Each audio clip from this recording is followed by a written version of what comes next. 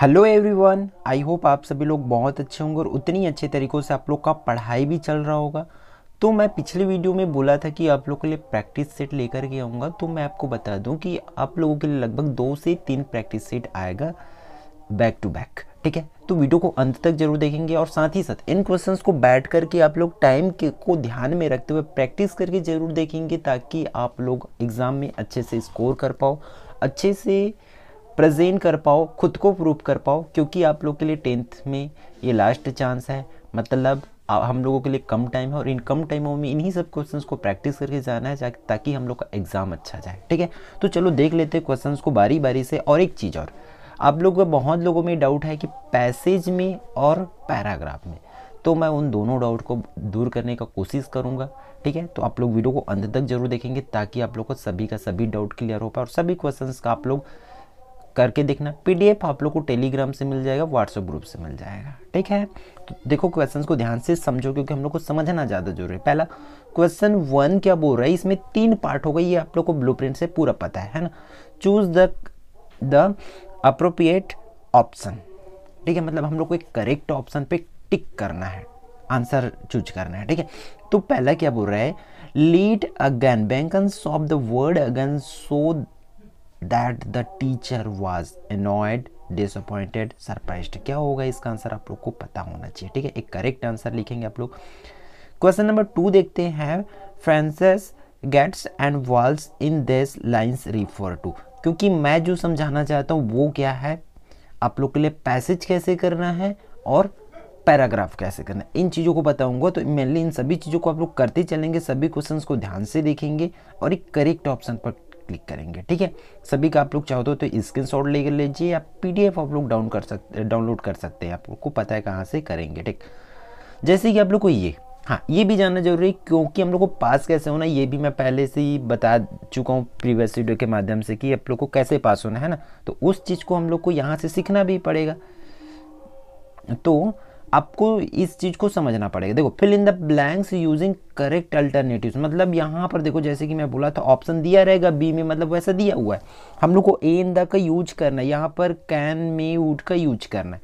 तो आपको इन सभी का यूजेस पता होनी चाहिए, पता है तब तो आप 100% करेंगे, है ना। नहीं पता तो आप लोग को थोड़ा बहुत सोच समझ के यूज करना पड़ेगा ताकि आप लोग को एटलीस्ट 2-4 सही हो जाए। इसके बाद हम लोग को बाकी क्वेश्चंस को भी देखना पड़ेगा। सेकंड क्वेश्चन देखो, पैसेज, इसको ध्यान से देखो क्योंकि इस वीडियो का मेन एम क्या है हम लोग का, कि पैसेजेस कैसे करना है और पैराग्राफ कैसे करना है, ये मैं आप लोग को बताने वाला। तो आप लोग ध्यान से सुनो। पैसेज में क्या करना पड़ेगा, आप लोग इसमें ऑलरेडी दिया है कि पैसेज को केयरफुली रीड करना है, देन हम लोग को आंसरिंग करना है ना। पैसेज को तो आप लोग को पढ़ना पड़ेगा ही भाई, बहुत ध्यान से पढ़ोगे इस पूरी चीज को। Other animals they get a lot of milk, from milk they, इसको इस तरह से कंप्लीट पढ़ना है आप लोग को। ठीक है, इसके बाद देखो क्या क्वेश्चन पे चले जाओ। क्वेश्चन क्या बोल रहा है, fill in the blanks with correct option. आप लोग को एक करेक्ट ऑप्शन चूज करना है। देखो यहाँ पर बोल क्या रहे हैं, blank is the cheap source of milk on the cold European countries. मतलब सबसे जो कोल्ड यूरोपियन कंट्री है वहाँ पर चीप मतलब सस्ता सोर्स, मतलब आसानी से मिलने वाला सोर्स क्या है, काऊ है, मेयर से, रेंडियर। आप लोग को नहीं पता कि क्या हो सकता है, आपको चले जाओ पैसेज पर, आप ढूंढो इस क्वेश्चन में जो जो वर्ड है, जैसे कि चीप सोर्स मिल जाए तो उसको ढूंढो, या कोल्ड यूरोपियन कंट्री मिल जाए तो इसको ढूंढो, है ना। यही चीज़ मैं बोल रहा था, आप लोग को यही करना है। तो यहाँ पर हम लोग को चीप सोर्स तो नहीं मिल रहा, बट कोल्ड कंट्री मिल रहा है। ठीक है, they lived in cold country, A people keep cows. ठीक है, इसलिए इसका जो आंसर है, देखो यहाँ पर क्या आ रहा है, if people keep cows of the other animals they get a lot of milk. ठीक है, यहाँ काउ को कीप करते, देखो इसके साथ क्या जुड़ा हुआ है, काउ जुड़ा हुआ है, इसलिए इसका आंसर जो है आप लोग करेक्ट क्या टिक करेंगे, काउ को करेंगे। क्लियर। फिर सेकेंड क्वेश्चन देखते हैं, इसमें 3 animals kept for milk in India. India में ऐसे कौन से 3 जानवर हैं जिसको दूध के लिए हम लोग रखते हैं। ठीक है, तो आप लोग को इसको पढ़ना पड़ेगा। ठीक है, 3 एनिमल्स देखना पड़ेगा, इंडिया के बारे में पढ़ना पड़ेगा। देखो इंडिया कहाँ पे लिखा है, ये लिखा है India there are buffaloes as well as cows in many places goats. 3 चीज, कौन कौन, बुफालो, काउ और गोट, तीनों चीज जिस ऑप्शन में होगा उसको टिक कर देंगे। देखो काऊ, बुफालो और गोट इसी में है, इसलिए हमारा करेक्ट आंसर होगा रेंडियर। तो हम लोग कैमल तो यूज नहीं करते उतनी ज़्यादा इंडिया में, ठीक है, इसलिए फर्स्ट वाली क्या होगा, करेक्ट आंसर हो। क्लियर, इस तरीके से आप लोग को करना है। क्वेश्चन नंबर किसको थर्ड में चलो, तो reindeer are the source of milk in, ठीक है, तो इसका आंसर आप लोग को करना पड़ेगा, ठीक है। तो रेंडियर को सोचो कहां पर हो सकता है, ठीक है, तो चले जाओ यहां पर, कहां पर है रेंडियर भाई, देखो हम लोग को देखना पड़ेगा इसमें रेंडियर का कहां पर लिखा है। तो the equals hard on reindeer, but ये ऑप्शन में नहीं है, ठीक है। तो हम लोग को क्या करना पड़ेगा, देखो और कहां पर रेंडियर लिखा हुआ है उस चीज को समझो, ठीक है। क्वेश्चन से एक बार और देखते हैं, क्या बोल रहा है, reindeer are the source of milk in, कहां पर रेंडियर का यूज करते हैं, ठीक है। न्यूजीलैंड, अरेबिया, ये जगह तो हम लोग को मिला नहीं है पहले से, तो नॉर्थ अमेरिका होगा इसकी ऑप्शन, ठीक है। Fourth, antonyms of the word worst is, antonyms क्या होगा इसका, ठीक है। देखो वर्स्ट है एकदम बोलते हैं मतलब खराब, ठीक है, बैड मतलब भी बुरा होता है, वर्स्ट मतलब भी बुरा होता है, तो इसका उल्टा क्या होगा, अच्छा ही होगा, बेस्ट ही होगा, ठीक है, इसलिए ये इसका करेक्ट आंसर। इन्फेंट मीन्स, तो इन्फेंट ढूंढने चले जाओ आप पैसेज में, ठीक है, इन्फेंट ढूंढो, इसको थोड़ा बहुत टाइम देना पड़ेगा आप लोग को, देखो कहाँ पर लिखा है इन्फेंट, ठीक है। तो यहाँ पर लिखा हुआ इन्फेंट मुझे मिल गया, ठीक है। तो क्या बोल रहा है इसमें, पढ़ो इससे पहले, यहाँ तो फुल स्टॉप है, सामने पढ़ना पड़ेगा।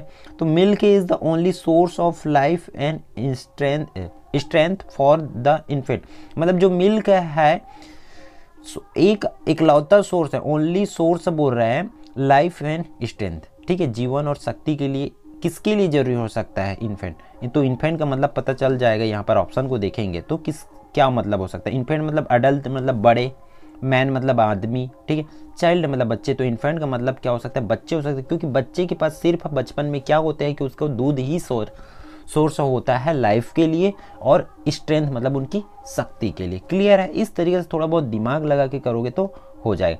इसमें हम लोग का थर्ड क्वेश्चन आता है इसी का पैसेज से ही हम लोग को इसको करना है, क्वेश्चन नंबर थर्ड को, राइट ट्रू और false, milk is not use for wrestler, तो क्या मिल्क रेसलर लोग यूज नहीं करते हैं ना भाई, इसलिए ये क्या हो जाएगा, फॉल्स हो जाएगा। क्लियर, क्या Eskimos live in a very cold country, तो इसका क्या हो जाएगा, ट्रू हो जाएगा। क्लियर है, इस तरीके से करो।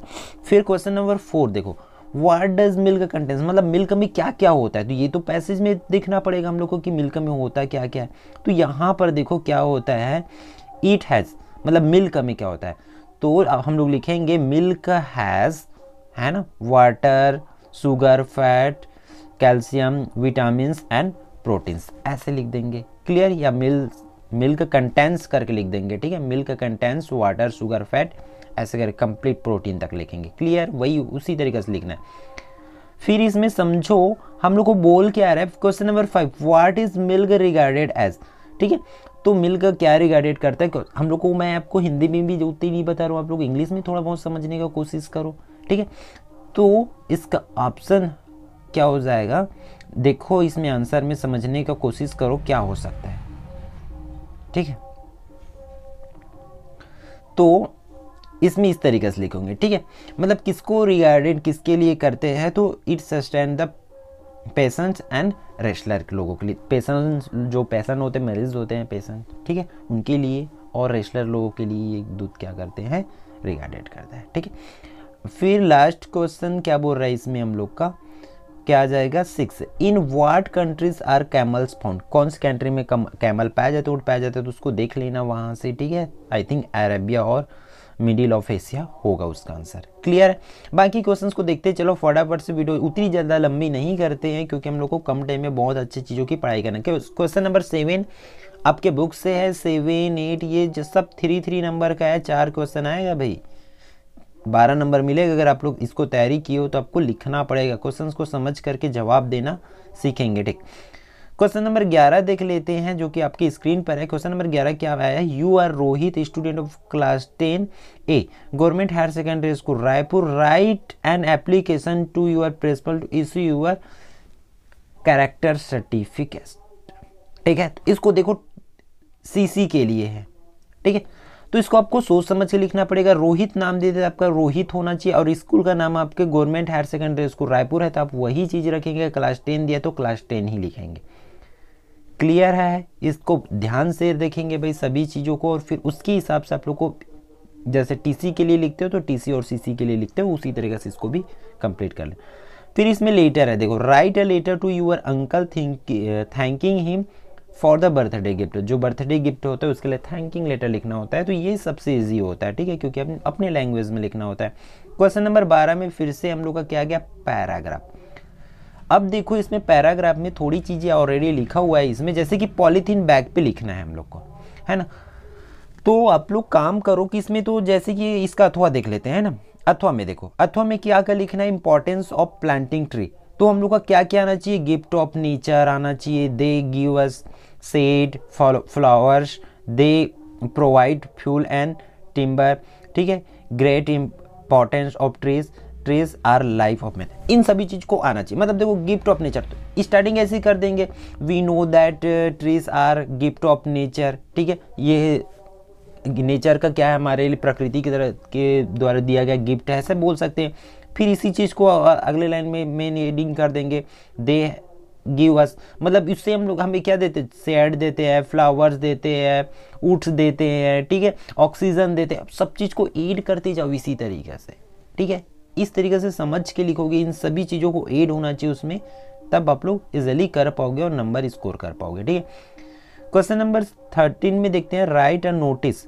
नोटिस लिखना मैं सिखा दिया हूँ आप लोग को, सेम फॉलो करना है। देखो यहाँ पर फैंसी ड्रेस कंपटीशन है, जो सिंगिंग कंपटीशन वाला नोटिस दिखाया था आप लोग को, उसमें बस फैंसी ड्रेस कंपटीशन लिखोगे, बाकी सब सेम टू सेम रहेगा। क्लियर? इसी तरह से फिर से आप लोग का पैसेज आ गया, इन पैसेज में भी बहुत ध्यान से उसी तरीके से करना है, सभी क्वेश्चन को करोगे। बात करते हैं क्वेश्चन नंबर 15 का।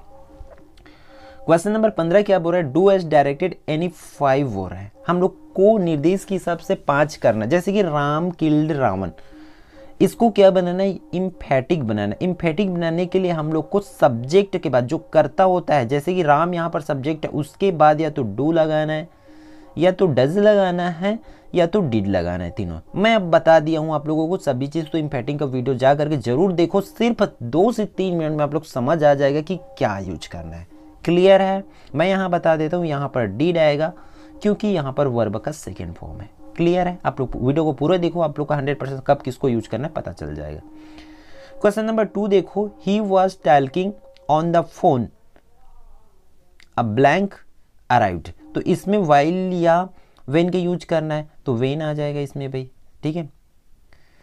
क्वेश्चन नंबर 3 देखो, क्वेश्चन नंबर 3 में 2 पार्ट है। I can read English, I can write English, combine the sentence using and. And के हिसाब से हम लोग को क्या करना है, एंड बीच में एंड लगाना है और जोड़ देना है। तो I can read English and, तो आई कैन को नहीं लिखेंगे, एंड राइट इंग्लिश लिखेंगे। तो इस तरीके से भी लिख सकते हैं, I can read and right English लिख सकते हैं, ठीक है। ये ऑब्जेक्ट भी एक बार लिखेंगे, I can read and right English, ऐसा हो जाएगा। क्लियर है? ठीक, इस चीज़ों को समझो। फिर इसको चेंज वाइज करना है, तो वाइज भी चेंज करना मैं ऑलरेडी बता दिया हूँ, जिसको बहुत कम टाइम में आप लोग सीख जाओगे। टाइम देना पड़ेगा वाइज में थोड़ा सा। फिर इसमें का ही कट्स ट्री, इसमें से जो इसका देख लेते शायद भूल गए हैं, ठीक, इसमें भूल गए हैं। क्वेश्चन नंबर 5 में मैं उसको एड करना भूल गया हूँ कि इसमें करना क्या। इसमें कुछ भी बोला होगे, मे बी नेगेटिव बोल देंगे तब नेगेटिव बनाना पड़ेगा, इसको इंट्रोगेटिव बोल देंगे तो इंट्रोगेटिव, जो भी बोले होंगे, ठीक है। क्वेश्चन नंबर 16 भी पैसेज है, देखो 3 पैसेज आएगा करके बताया, तो इस तरीके से पैसेजेस आएगा भी, और सभी क्वेश्चंस को आप लोग को इसमें से ध्यान से करना रहेगा। क्वेश्चन नंबर 17 देख लेते हैं, ठीक है। ये लास्ट क्वेश्चन होती है, आप लोग का 17 क्वेश्चन रहेगा इंग्लिश में, आप लोग को ध्यान रखेंगे। Right an essay on the any one of the following topic, ठीक है। ये ऐसे कुछ भी हो सकता है, इसमें जो ऐसे था आप लोग का आया था, ये प्रैक्टिस सेट है, तो उसी से लिया गया है प्रैक्टिस सेट से, जो कि इंपॉर्टेंट हो सकता है, तो आप लोग ध्यान में रखेंगे। और बेस्ट ऐसे ऑलरेडी आप लोग को प्रोवाइड कर चुका हूँ। आई होप ये पूरी वीडियो आपके लिए यूजफुल होगा, तो शेयर जरूर करेंगे ताकि बाकी बच्चे भी इसका बेनिफिट ले पाए, और चैनल को सब्सक्राइब करना नहीं भूलेंगे, ठीक है। तो मिलते हैं नेक्स्ट वीडियो पे।